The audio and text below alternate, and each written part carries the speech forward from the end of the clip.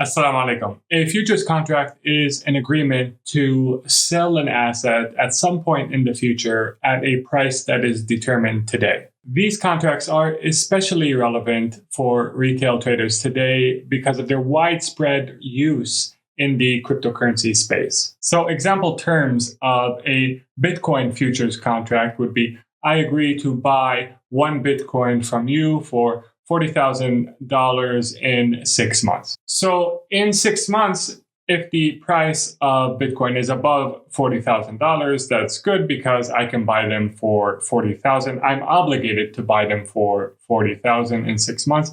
And the other party to this contract is obligated to sell me these Bitcoins for $40,000 in 6 months. So now the question that suggests itself is, are these cryptocurrency futures halal or haram? And rather than just give you a blanket halal or haram verdict, let's try and understand how haram can enter these futures contracts. By the way, if you're enjoying this video, you find it useful, do me a favor and hit the like button, subscribe for more content like it, and visit Practical Islamic Finance. Join our newsletter if you haven't already. That's where you're going to find all my latest insights, as well as the insights of contributors that I have a lot of respect for the opinions of. All right, so we were saying the ways in which haram can enter into a cryptocurrency futures contract are, number one, interest. This is perhaps the most obvious way in which riba can enter into a futures agreement, and that is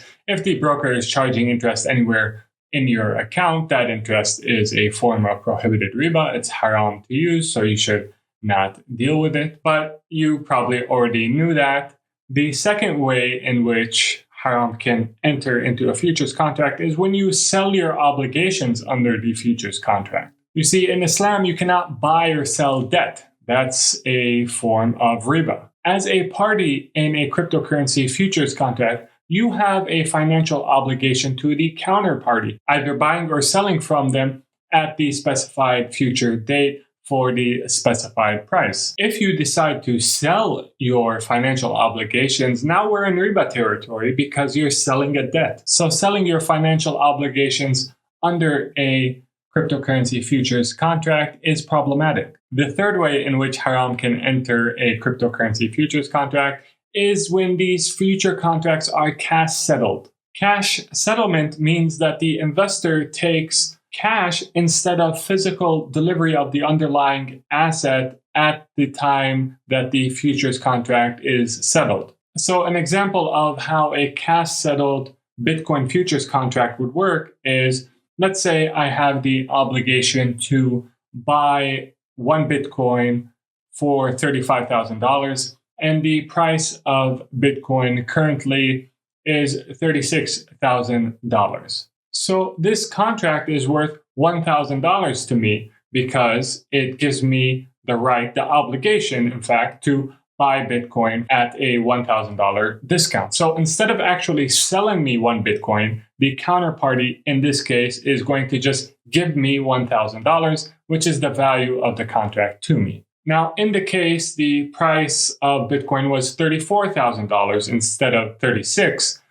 This means that I would be buying at $35,000, so $1,000 above its current market price. So this contract is worth $1,000 to the counterparty in this particular case. And therefore, I would pay the counterparty $1,000 upon settlement of this futures contract. So with cash settlement of this Bitcoin futures, there's no exchange of Bitcoin between the two parties. There's just an exchange of cash. So it's as if the two parties in this contract basically placed a bet as to where the price of Bitcoin was going to be. If the price of Bitcoin is above 35,000, one party gets paid the difference. If the price of Bitcoin is below 35,000, the other party gets paid the difference. Put differently, one party is betting the price is going to go up beyond a certain point. The other party is betting the price is going to go down below a certain point. So this is just a financial bet between two parties There's no good or service involved. One party's gain is the other party's loss. So this is just a form of gambling. It's al-maisir. And I've mentioned on this channel before the two conditions for al-maisir. The first is that there's no usefulness in the activity. There's no good or service that's being exchanged. And the second is that the parties in this activity are placing at risk something of material worth in hopes of gain. This is the definition of prohibited al-maisir or gambling. Allah subhanahu wa ta'ala says in the generous Quran, translated into English, O you who believe, intoxicants, al-maisir, sacrificing for idols, and making decisions based on games of chance are sicknesses from the work of Satan. So avoid these things so you may prosper. Satan desires to create enmity and hatred among you through intoxicants and al-maisir, and to stop you from praying and remembering Allah. So will you abstain from these things?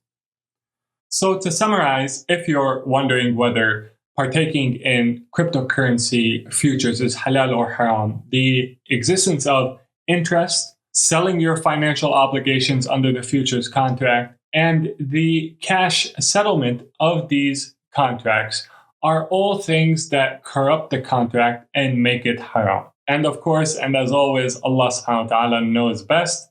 If you liked this video, please leave a like and subscribe for more content like it. Make sure to visit practicalislamicfinance.com for my latest insights and the latest insights of some of the brightest minds in the industry. Until next time, make sure to take care of yourself. Assalamu alaikum and peace be upon you all.